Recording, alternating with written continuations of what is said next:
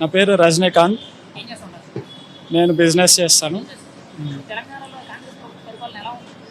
ఇప్పుడున్న పరిస్థితుల్లో కాంగ్రెస్ ప్రభుత్వం అంటే నిలకడగానే ఉంది.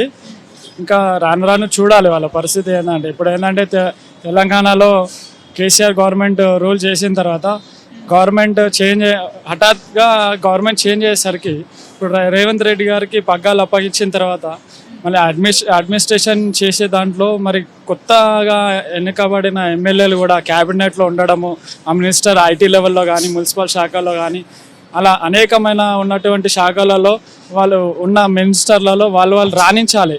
అంటే ఇప్పుడు హైదరాబాదు వెరీ డెవలప్డ్, మరి ఐటీ సెక్టార్లో ఇంకా ఎన్ని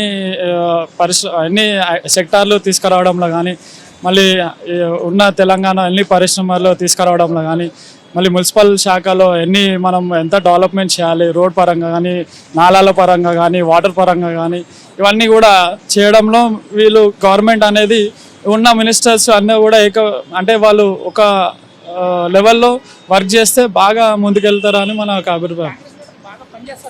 కాంగ్రెస్ లీడర్లు ఇప్పుడు ఎవరు ఉన్నారు సరిగా పనిచేసే? ఇప్పుడు ప్రీవియస్లో చూసుకుంటే కేసీఆర్ గవర్నమెంట్లో చూసుకుంటే మన కేటీఆర్ గారు కానివ్వండి, అలా అనేకమైన మినిస్టర్లు బాగా రాణించారు.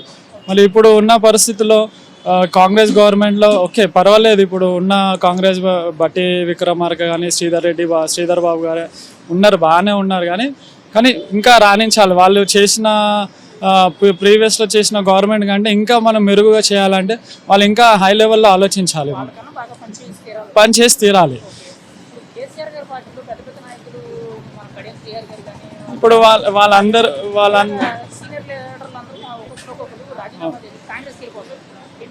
అంటే ఇప్పుడు కొంత లేదు కేసీఆర్ గవర్నమెంట్ అంటే కేసీఆర్ చేసిన నియంత్రణ పాలనలో వాళ్ళు బాగా మగ్గిపోయి ఎమ్మెల్యేలకి అపాయింట్మెంట్స్ ఇవ్వకుండా ప్రజల్లో వెళ్ళలేని పరిస్థితుల్లో ఉండడం ఇది మెయిన్ కారణం అయిపోయింది వాళ్ళకి.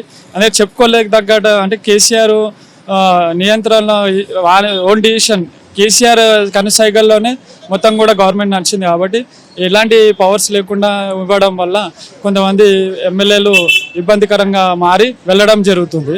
ఇంకోటి ఏంటంటే వాళ్ళు సొంతంగా వాళ్ళకి లాభాలు చేరుకోవాలని చెప్పేసి వాళ్ళు సొంతంగా బెనిఫిట్ పొందాలని చెప్పేసి ఇప్పుడు పవర్లు ఎక్కడ ఉంటే అక్కడ వెళ్ళే జంపింగ్ జలానీలు వాళ్ళు ఉంటారు. అట్లా కొంతమంది కూడా వెళ్ళడం జరుగుతుంది కాంగ్రెస్లోకి. ఓకే, వాస్తవంగా చెప్పాలంటే ఢిల్లీ లిక్కర్ స్కామ్లో కవితని అరెస్ట్ చేయడంలో ఇది ఖచ్చితంగా కేసీఆర్కి తెలిసే ఉంటుంది నా అభిప్రాయం అంటున్నా. ఇది కేవలం ఒక ఢిల్లీ టెరిటరీ ఉన్న పరిపాలన చేస్తున్న సీఎం కేజ్రీవాల్ని కవితని ఒక పావుగా వాడడం జరిగింది. కేజ్రీవాల్ అనేది మెయిన్ టార్గెట్. అక్కడ కేజ్రీవాల్ని మనం అర్నర్ అరెస్ట్లో చేసుకోవడం కోసమే ఇక్కడ కవితని బాగా ఉపయోగించినారు అనేది నా అభిప్రాయం.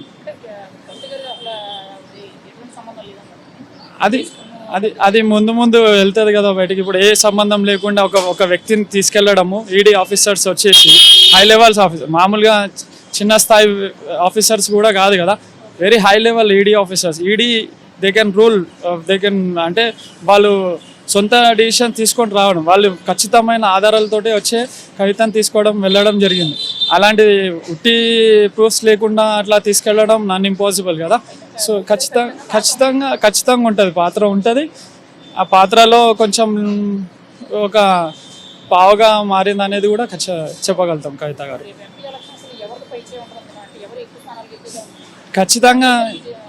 ఖచ్చితంగా బీజేపీ పార్టీ కొన్ని సీట్లు తీసుకురావడం జరిగింది. ఎందుకంటే ఇది వచ్చేసి ఇప్పుడు స్టేట్ గవర్నమెంట్ కింద మనం లెక్క చేసుకుంటాం. ఏది 2024లో అయిన ఎలక్షన్స్, అసెంబ్లీ ఎలక్షన్స్ ప్రాంతీయ ఎలక్షన్స్ లాగా ప్రజలు ఒక ఆలోచనతో ఉంటారు.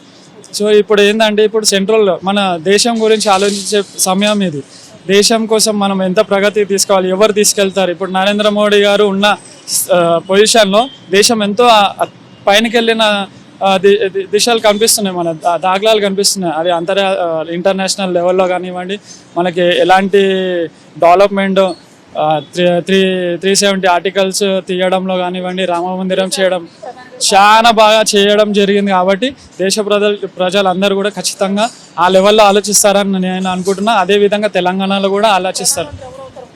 ఖచ్చితంగా నరేంద్ర మోడీ గారే అవుతారు. మూడోసారి నాలుగోసారి కూడా అవుతారు. అది నేను నా వ్యక్తిగతంగా అభిప్రాయపడుతున్నాను. ఎందుకంటే నాకు దేశం ముఖ్యం, దేశమే ముందరికి వెళ్ళాలని ఆలోచిస్తాను.